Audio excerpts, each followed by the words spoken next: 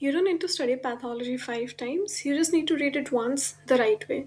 Hi everyone, my name is Apurva. I'm currently a third year MBBS student at GMC Ratlam, and in the next 10 minutes, I'll teach you everything you need to know as to how to do well in pathology. In this video, we'll figure out how to approach the subject, how to use the resources the best way possible, note taking, and I'll add my own notes for reference, and how to write answers that actually fetch you good marks. Approach to pathology. The subject focuses on the why of the diseases so as to explain how the entire thing is happening, right? And it's a cousin to physiology. So the way we are going to do this is first you'll read through your normal physiology. If you're not already confident, you need to know the normal pathway so that you can pinpoint the paths where the abnormality is happening.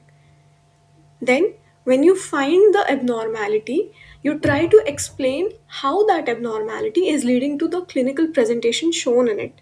And how is it different from the other pathologies happening in the same pathways but at different points? And the most important part, histopathology. These are usually the boxes in Robbins and they're very high yield. Almost every question will expect you to write something about the histopath. Now, efficient use of resources and using Robbins. So, Robbins, a lot of people say, is a big book, it's a hard read. I would very much like to disagree. I've only followed Robbins through my entire year and I scored very decent. So, how do you actually use Robbins? First, you'll go through the pages before you actually read it, or you refer the notes beforehand so you know all the subtopics that you're going to be covering. For example, you may use Profbuster or whatever you like. Then you identify the headings in Robbins. The major problem with Robbins is it is given in a paragraph format, whereas in your exams you're supposed to be writing it in a heading, subheading, and bullet point format. So you figure out the headings, the clinical presentation, the pathogenesis, the etiology, the risk factor, all these. Now, short and connect everything that Robin is saying into your own notes, preferably if possible in one page or less. So, I'll teach you how to take efficient notes. So, the most important part in Patho is that you cannot keep reading the book over and over and over again. It's not that efficient. You can take good notes one time, review them twice, and that would be more than enough to score good enough. So, these are my notes for ischemic heart disease, and I'll tell you exactly how I took these notes. These are only and only from Robbins. I did not use any other resource. So, in red, we have ischemic heart disease, and there is a short definition, that is, ischemic heart disease is defined as the imbalance between myocardial demand and perfusion. One line, right? Next line, I'll tell you IHD has MI, angina, chronic IHD. These are the classification of the types. Starting with angina, I start with the definition.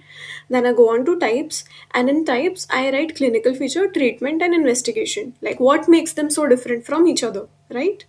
Moving on to MI. Now, MI is a very big topic and usually shows up as a long question. So, first, again, start with definition that is given in Robbins. Then this pathology, the pathogenesis, this is in paragraphs, correct? We are going to convert that paragraph into a very simple flowchart that you can follow and remember for your exams. So in this case, it would be there is atherosclerosis, there is intraplaque hemorrhage, there is ulceration or rupture, any different, like any process that may lead to platelet adhesion, which will lead to all these three processes, and ultimately it will end up right here. Then there are patterns or other types. There is transmural, subendocardial. All of this is in Robbins, and I've tried to make it into as bite-sized as possible. Then the next important topic in MI was the morphological changes. This is literally the Robbins table that I've shortened and simplified. Then we have the clinical features. Now, these are the things that you need to know so that when you're actually diagnosing the case, you are sure that okay, this is a case of MI. This is not something else. So these are all the clinical features. These are all the investigations that might show up. Moving on to investigations, we have cardiac markers and everything. This is your biochemistry, right? So I have incorporated everything into this one note that if I look at it once, I know what to write and how to write it. Moving on to complications, again, this is, I think, two paragraphs in Robbins, which I've shortened into maybe 7 points. And then at the very last, there is treatment, which is part of management, which is investigation and treatment of the disease, correct? So this is ischemic heart disease in 2 pages. If you want to take a screenshot, there you go. This is what the notes look like. And I only had to revise these, I think, maybe twice or thrice, and I can still remember practically a lot of details from this without reviewing it again. Moving on to how to write answers. First of all, your definition. It has to be standard. If there is any data, include that data in the definition. Make sure that data is correct. Use Robbins if you're going for definitions. Then we have the pathogenesis. Usually when you're writing about any disease or any abnormality, these are the things they are expected to write. So you write pathogenesis in a form of a flowchart or diagram. Then we have risk factor, etiology, molecular signaling, all of this. You add this in the flowchart of the pathogenesis itself. So you can have 5 different etiologies converging to form one pathogenesis. Or you can have 2 etiologies and 3 risk factors coming together, giving rise to the pathogenesis of the disease.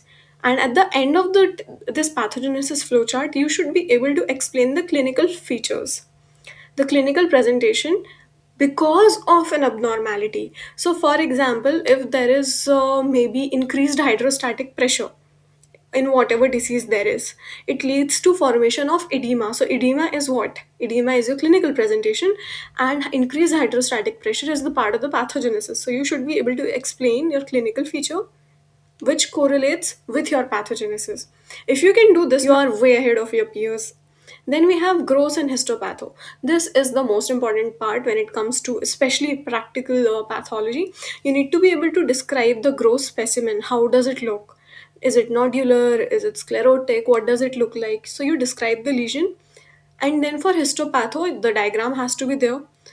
The diagram has to be correct. For example, if you're drawing a giant cell, taking example for, let's say, TB. If you're drawing a giant cell, you need to know that the nucleus are horseshoe shaped. So you cannot make one giant nucleus in that Langerhans cell, right? The labelings have to be correct, and the name of the cells should be also correct along with their arrangement. This is the part where you will lose out on marks because you don't usually focus a lot on that. Most people, what they do is they go through pathogenesis, they go through clinical manifestation, and they're like, okay, I'm done with the subject. The bread and butter of the subject is the gross and patho, the histopatho. You need to know this. And if the question asks for it, you may also write investigation, treatment, or management, whatever there is, if mentioned in the book. Now, closing notes would be, first of all, follow only one resource. Unlike your first year, you don't need to refer to 2 different books just so that you can understand what's happening.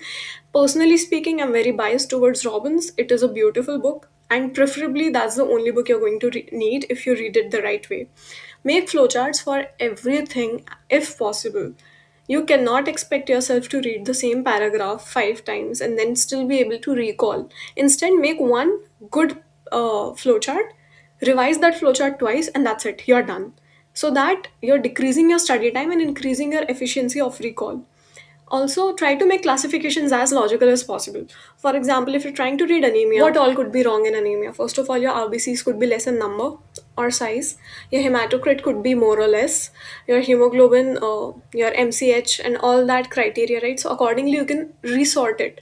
The idea of making classifications that make sense to you is so that, first of all, it makes a lot of sense when you recall it, and then you remember it, because classification is based on a lot of features.